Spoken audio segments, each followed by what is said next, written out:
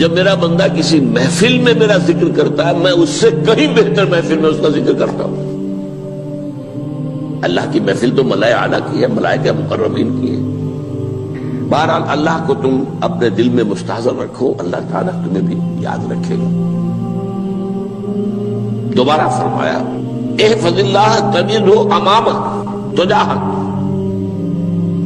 اللہ کو یاد رکھو تو اپنے سامنے موجود پاؤ گے، جب چاہو دعا کرو تو احفظ اللہ تجدہ امامک یا تجاہک، اپنے سامنے موجود پاؤ گے۔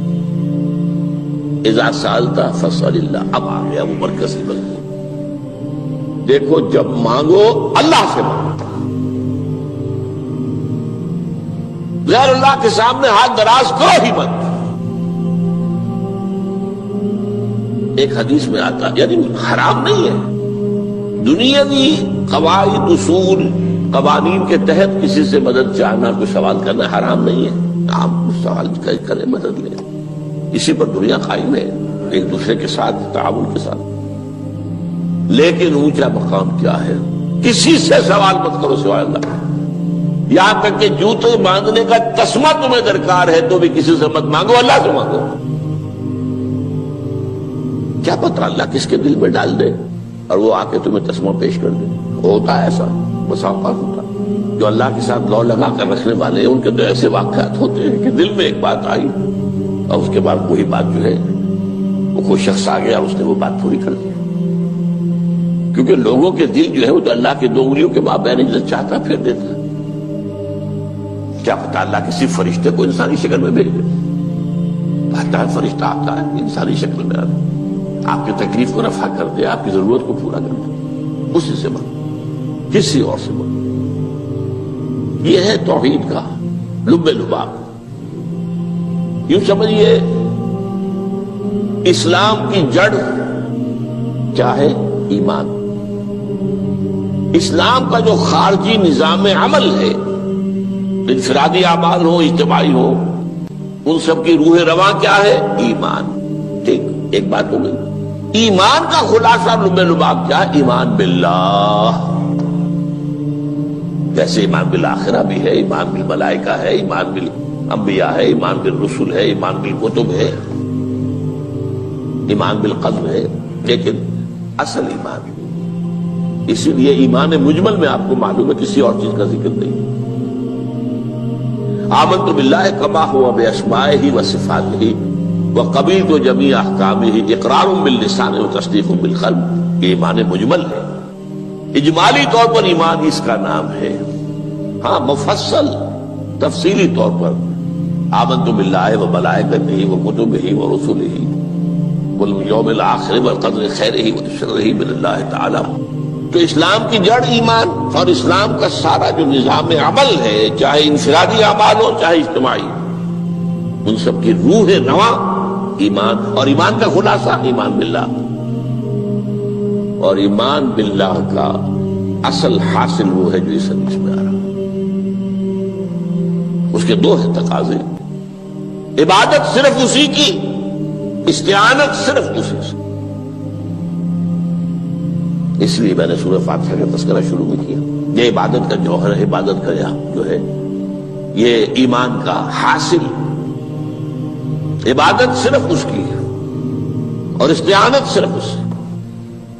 استعانت ہی میں سوال بھی آ گیا، یہ بھی مدد ہے، آپ کسی سے کچھ مدد مالی چاہ رہے ہیں یا کوئی اور مدد چاہتے ہیں، کسی کام میں مدد چاہتے ہیں، جیسے میں نے کہا تھا کہ سفارش کرانا چاہتے ہیں، یہ بھی مدد ہے۔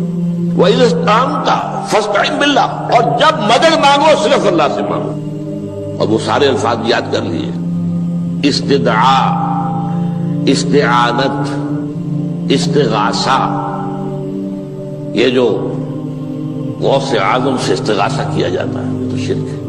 استغاثہ اللہ سے، دعائی اللہ کی، اس اعتبار سے استمداد، استعانت، استدعاء، استغاثہ، یہ سب اللہ سے، صرف اللہ سے۔ عبادت صرف اللہ، ایاک نعبد، اور استعانت صرف اللہ سے، مانگو صرف اللہ سے، جب مدد طلب کرو صرف اللہ سے۔ اور جان لو اگر تمام لوگ جمع ہو کر تمہیں کوئی فائدہ پہنچانا جائے نہیں پہنچا سکتے، الا بشیء قد كتب اللہ لک وان اجتمعوا على ان يضروك بشیء لم يضروك الا بشیء قد كتب اللہ علیک. اگر سب مل کر چاہیں تمہیں کوئی نقصان پہنچا دے نہیں پہنچا سکتے مگر وہی کچھ جو اللہ نے تمہارے لیے لکھ دیا. اب بتائیے خوف کی جڑ کٹ جائے گی کہ نہیں؟ یہ جو ایمان جو ہے یہ خوف اور حزن دونوں سے نجات دلانے والی بات ہے. جو حقیقی مومن ہے وہ اللہ کا ولی ہے. حقیقی مومن وہ اللہ کا ولی ہے. اور الا ان اولیاء اللہ لا خوف علیہم ولا هم يحزنون. یہ اولیاء اللہ کو علیحدہ مخلوق نہیں ہے، کوئی ان کے سر پہ سینگ نہیں ہوتے، انسان ہی ہوتے ہیں. لیکن حقیقی معنی میں مومن ان اعتبارات سے جو آج ہم پڑھ رہے ہیں ایمان اس درجے کا پہنچ گیا تو اللہ کا ولی ہے. اور لوگ کے لیے خوف کس بات کا ہوگا؟ کس سے خوف کروں؟ اس کے ہاتھ میں کچھ ہے ہی نہیں. اور اگر کچھ اللہ نے میرے لیے لکھ دیا وہ آ کر رہے گا، چاہے میں لاکھ گڑ گڑاؤں اس کے سامنے کہ مجھے چھوڑ دے. اگر اللہ نے لکھا وہ آئے وہ تو آئے گا، تو کاہے کو اس کے سامنے گڑ گڑانا، کاہے کو جبرسائی کرنا اس کے سامنے. اور کسی کے ہاتھ میں کچھ ہے ہی نہیں، میرا خیر ہے ہی نہیں، کاہے کو خوشامد کرو اس کی. اور سنیے رفعت الاقلام. دیکھو نوجوان، قلمیں اٹھا لی گئی ہیں، وجفت الصحف، اور جو رجسٹر ہیں صحیفے ان کی سیاہی خشک ہو چکی ہے. یہ ہے وہ اللہ کا علم، اس میں ہر شے لکھ دی گئی ہے. اس کی قلم اٹھا لیے گئے. جیسے آپ کو معلوم ہے امتحان ہوتا تھا، 3 گھنٹے ختم ہو گئے، اسٹاپ رائٹنگ، بس اب قلم رک جانا چاہیے. وہ قلم تو تقدیر کا کاتب جو ہے وہ قلم اس کا اب اٹھا لیا گیا، اور جو صحیفے جن پر کے لکھا گیا وہ خشک ہو گئے. یہ تو روایت ہے جو امام ترمذی نے جس کو روایت کیا، یہ متن ان کا ہے جو ہم نے پڑھا ابھی، اور ان کا قول یہ ہے کہ یہ حدیث حسن صحیح ہے. لیکن یہی روایت اور انہی راوی سے عبداللہ ابن عباس سے رضی اللہ تعالیٰ عنہما اور بھی محدثین نے کی ہے. تو اس میں سے ایک اور متن جو ہے وہ یہاں پر امام نووی نے دے دیا ہے. احفظ اللہ تجد امامک، یہ تو پہلا وہ ٹکڑا تھا. وقت تو جاہک تھا، یہاں امامک ہے، امام مطلب ایک ہی ہے، اپنے سامنے پاؤں. اللہ کی حفاظت کرو، اللہ کو دل میں، اللہ کی یاد کو محفوظ رکھو، گویا کہ اللہ کو مستحضر رکھو. ذکر اللہ کے معنی کیا ہے؟ استحضار اللہ فی القلب، یہ ذکر اللہ ہے. جنہیں ہم ذکر سمجھ بیٹھے ہیں وہ ذکر کے ذریعے. اقیم الصلاۃ لذکری، نماز قائم کرو میری یاد کے لیے. نماز ذریعہ ہے یاد کا. یہ علیحدہ بات ہے کہ آپ نے 17 رکعتیں بھی پڑھ لی ہو عشاء کی اور یاد آپ کو آئی ہی نہیں کوئی. آپ تو ایک میکینیکل انداز میں جو ہے وہ اٹھک بیٹھک کر رہے ہیں اور آپ کی زبان سے کچھ بھی نکل رہا ہے، تو اس کا آپ کے شعور سے، دل کی گہرائی سے کوئی رابطہ ہے ہی نہیں. وہ ذکر تو نہیں ہوا. ہاں نماز فرض تھی وہ ادا ہو گئی، آپ کی فرض ادا ہو گئی. تو جنہیں ہم نے ذکر سمجھا وہ ذرائع ذکر ہے. اللہ اللہ، سبحان اللہ سبحان اللہ زبان سے، یہ تاکہ اس کے نتیجے میں وہ ذکر حاصل ہو جائے. استحضار اللہ فی القلب، ذکر کے معنی ہے استحضار اللہ فی القلب. تعرف الی اللہ فی الرخاء. اور دیکھو کشادگی کے وقت میں تم اللہ کو یاد رکھو، اللہ کی طرف رجوع کیے رہو، بھول نہ جاؤ. وہ نہ ہو جو کبھی کہا تھا، بہادر شاہ ظفر کے اشعار میں سے بہت دور کا شعر ہے. ظفر آدمی اس کو نہ جانیے چاہے کتنا ہی ہو فام زکا، جسے عیش میں یاد خدا نہ رہی، جسے تیش میں خوف خدا نہ رہا. وہ ہے کشادگی کی حالت میں، جبکہ تمہارے لیے کشادگی ہے. اللہ کی طرف رجوع کیے رکھو. یعرف کا فی الشدہ، تو اللہ اپنی توجہ تم پر رکھے گا شدت کے وقت میں، جب تمہیں کوئی تکلیف ہے اس تکلیف کو تم پر آسان کر دے گا. تکلیف تو آنی ہے، وہ لکھی ہوئی ہے، وہ تو آئے گی. لیکن یہ کہ اللہ تعالیٰ اس کی شدت کو ایک ہی چیز ہے جس کو ایک انسان بہت شدت کے ساتھ محسوس کر رہا ہے، دوسرا آدمی اتنا نہیں محسوس کر رہا ہے، احساس کا معاملہ ہوگا نا۔ وہ تو اصل میں اگر انسان کی نرز کٹی ہوئی ہے تو احساس ہوگا ہی نہیں، سرے سے ہی نہیں ہوگا۔ تو اس اعتبار سے اللہ تعالیٰ تمہارے لیے وہ شدت کی کمی کر دے گا۔ وَاعْلَمْ أَنَّمَا أَخْطَأَكَ لَمْ يَكُنْ لِيُصِيبَكَ، اور جان لو جو چیز تم سے چھوٹ گئی ہے، رہ گئی ہے، وہ ہرگز تمہیں ملنے والی نہیں تھی۔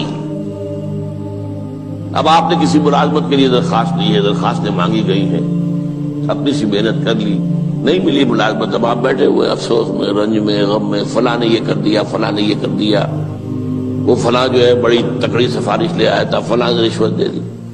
چھوڑو میاں اس کو، وہ تمہارے لیے نہیں تھی۔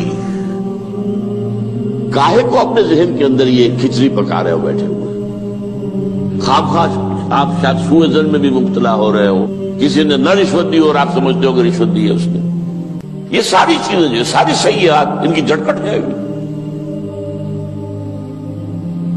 وَاعْلَمْ أَنَّمَا أَخْطَأَكَ لَمْ يَكُنْ لِيُصِيبَكَ وَمَا أَصَابَكَ، اور جو چیز تم پر آ گئی، لَمْ يَكُنْ لِيُخْطِئَكَ، ہو ہی نہیں سکتا تھا کہ وہ تم پر نہ۔ یہ کر لیتا تو ہو جاتا، شاید یہ کر لیتا، میں نے ٹیکا پہلے لگوا دیا ہوتا تو یہ بات نہ ہوتی۔ بھائی وہ جو ہونا تھا وہ ہونا تھا۔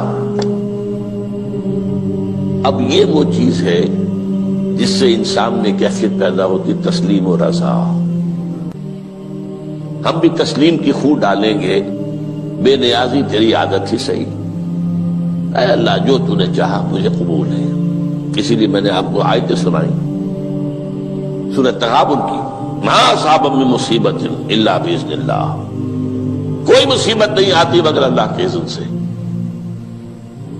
وَمَن یؤمن باللہ یہد قلبہ، جو اللہ پر ایمان رکھتا ہو اللہ اس کے دل کو ہدایت دے دیتا ہے۔ ہدایت کس بات کی؟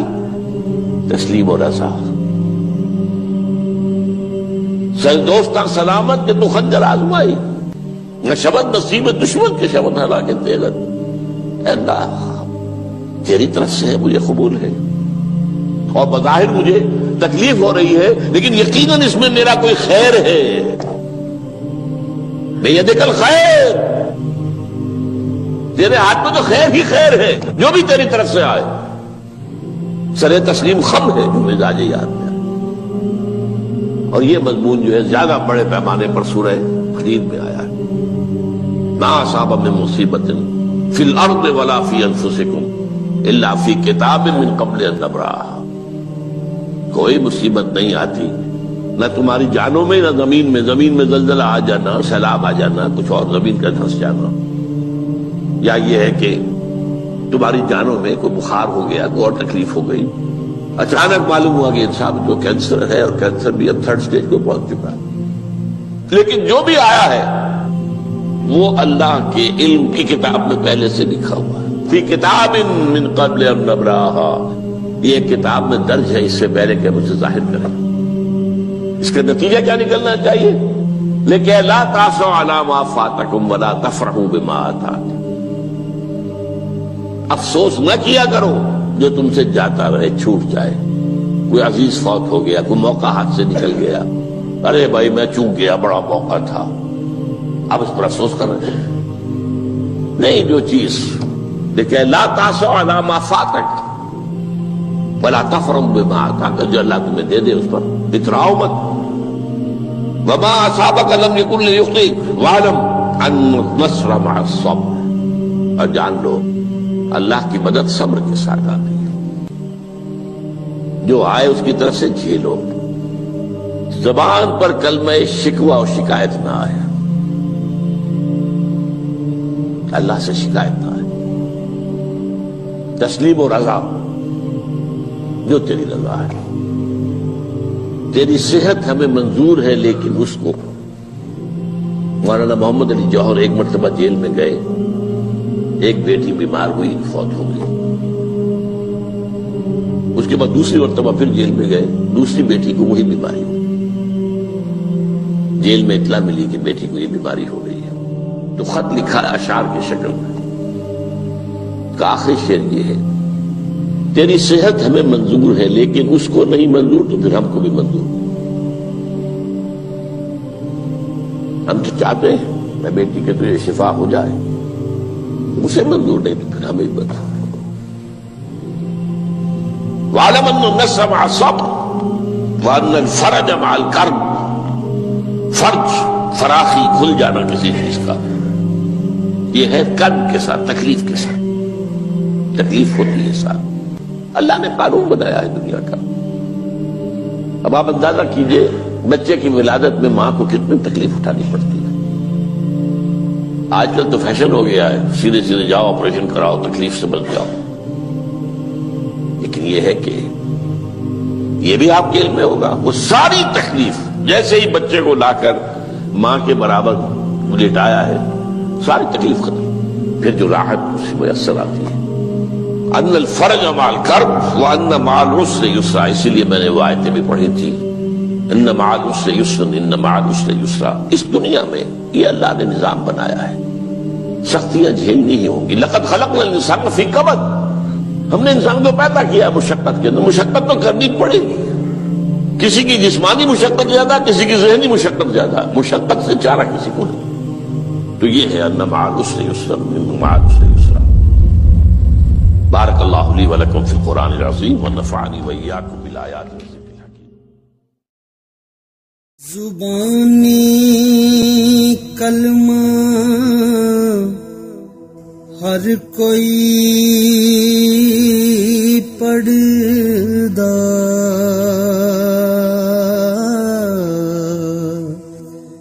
تے دل دا پڑھدا کو